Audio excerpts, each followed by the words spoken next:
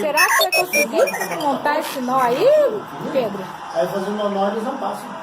Coloca o canudinho em cima do banquinho, fica mais fácil, e as mãozinhas ficam livres. Isso. O Gustavo já conseguiu passar os fios? O semáforo dele? Agora é isso aqui. Agora é isso aqui, ó. Agora é isso aqui. Isso aí esse tem vez você passando maior.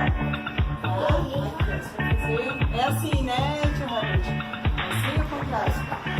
Sim. Dependendo do meu... Esse aqui é melhor. A Sofia conseguiu já? Inteiro e o menorzinho na outra pontinha. Mas eu acho...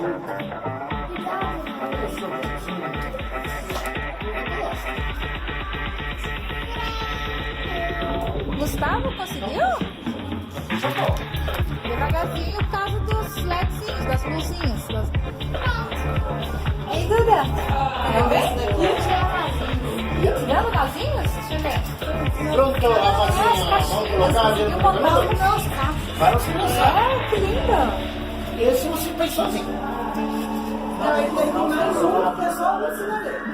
Os dois?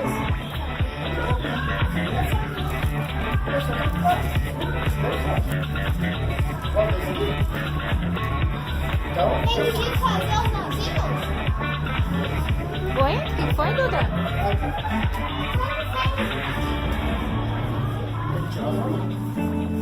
Senão você não vai conseguir pôr. Você passou com os nozinhos? Sim, nós temos as massinhas, né? Aham.